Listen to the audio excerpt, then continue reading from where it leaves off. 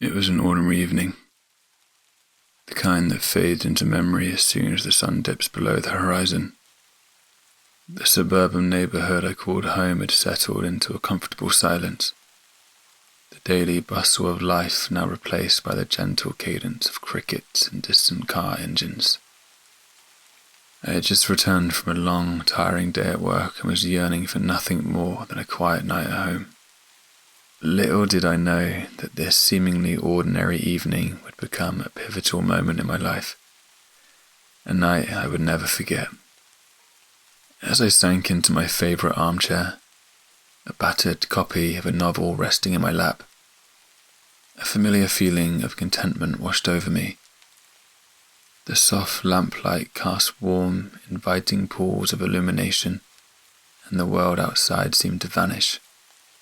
It was a perfect setup for a tranquil evening, the kind I had come to relish. Just as I was about to lose myself in the pages of my book, my phone chimed with a message. The notification flashed the name Sarah, a name that hadn't appeared on my screen in years. Sarah was an old friend from college, and we had shared many memorable moments together. However, as life often does, we had drifted apart in the years since graduation. Curiosity got the better of me, and I reached for my phone. I tapped the message, and her name was followed by a message that held a sense of nostalgia and intrigue. "Hey, it's been forever. A few of us are getting together tonight. You should come." My heart quickened at the unexpected message. Sarah had always been the life of the party back in college, and the thought of rekindling old friendships stirred a longing in me. I hesitated for only a moment before my fingers danced across the screen to reply. "Sure. Where and when?" The response came quickly, and as I read the address in a nearby town and the appointed time, 9 p.m., a wave of excitement washed over me. It was all so spontaneous, but the allure of reconnecting with old friends was irresistible.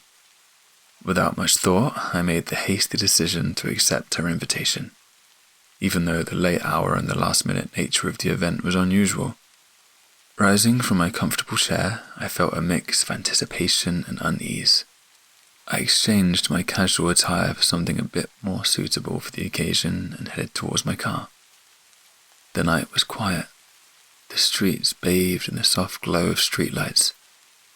A sense of mystery hung in the air, as if the universe itself was preparing to unveil secrets long buried in the recesses of time. Little did I know that this seemingly innocent invitation would lead me down a path fraught with uncertainty and fear. It was a night that would test the boundaries of reality and plunge me into a world where nothing was as it seemed. A world where the line between the ordinary and the extraordinary would blur, leaving me forever changed. I parked my car on the quiet suburban street just a short distance from the address Sarah had provided. The house loomed ahead, an imposing structure nestled beneath the embrace of ancient trees. A chilling breeze rustled their gnarled branches, whispering secrets I couldn't decipher. It felt as though the very night was conspiring against me. As I approached the foreboding house, unease gnawed at the edges of my determination. The neighborhood had been so silent, devoid of any signs of life, and the darkness that clung to the shadows seemed unusually oppressive. Doubt crept in like an unwelcome guest, but I shook it off. Sarah was an old friend, and reconnecting with her should have been a joyous occasion. I rang the doorbell, the sound echoing through the stillness of the night. Moments stretched into eternity, and just as I was about to turn away, the door cracked open. There stood Sarah, her face obscured by dim, flickering lighting. Her smile, once warm and familiar, now seemed tight and forced. "Hey!" she greeted me, her voice carrying a hint of unease. "I'm so glad you could make it. Come inside." I stepped over the threshold, and the door closed behind me with a soft, final thud. The interior of the house was unlike anything I expected or ever encountered.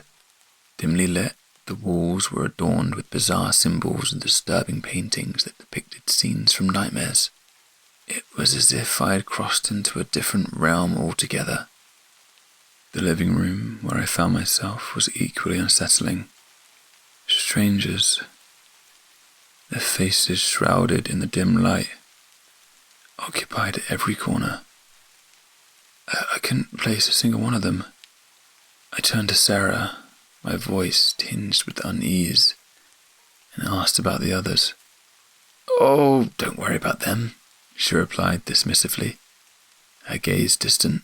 "They're just old friends who've changed a bit over the years." A shiver ran down my spine, but I convinced myself that it was just my imagination running wild.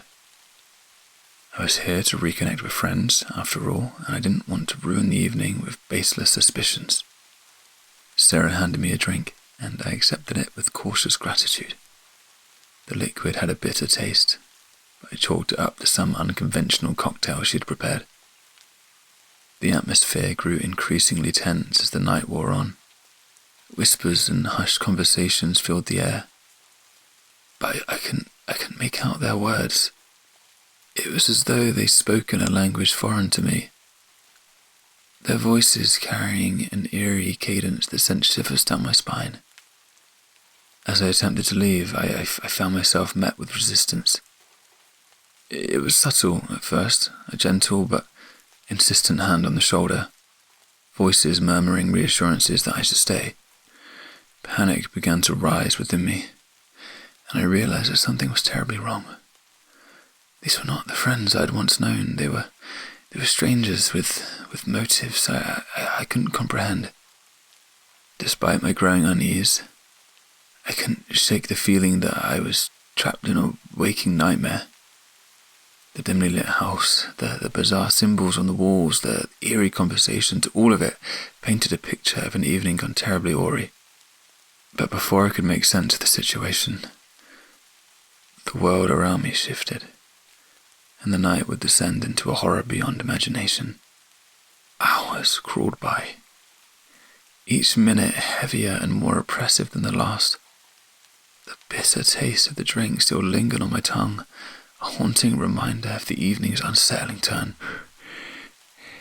My unease had grown into annoying panic, and I felt like a trapped animal, desperate to flee.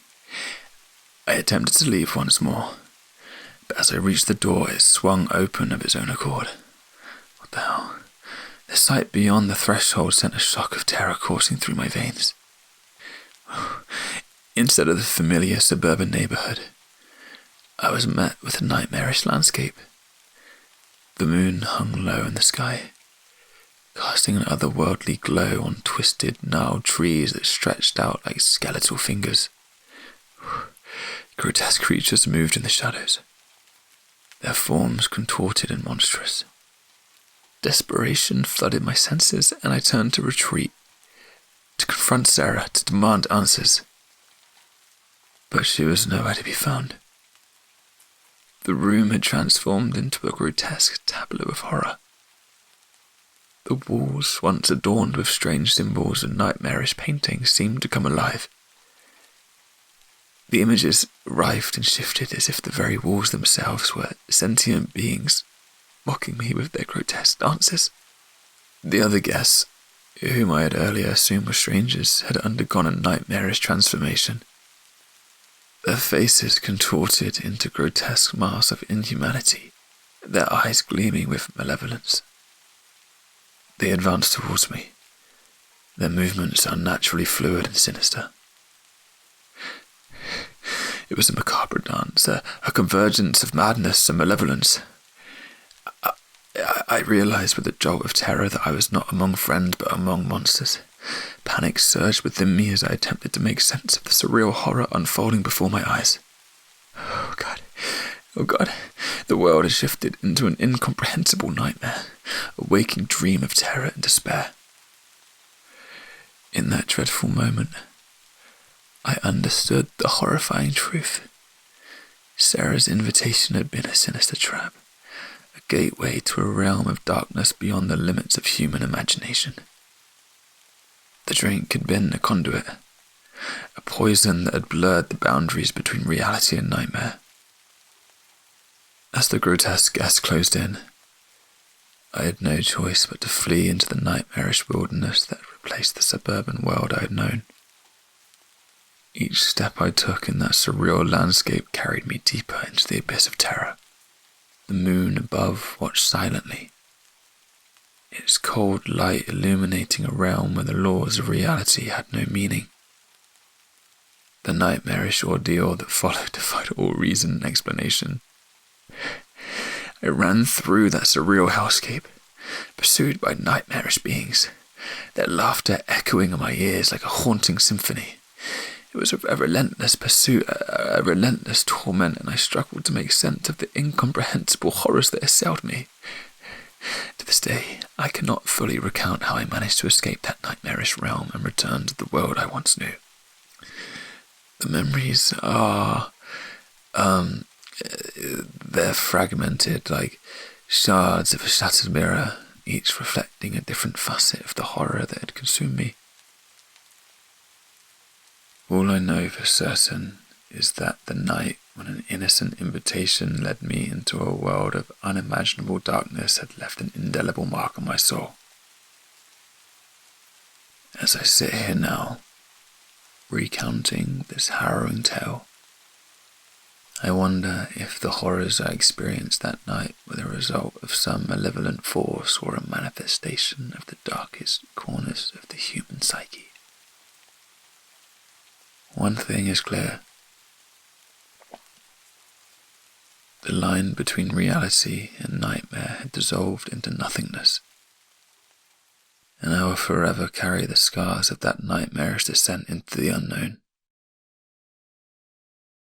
Screw you, Sarah.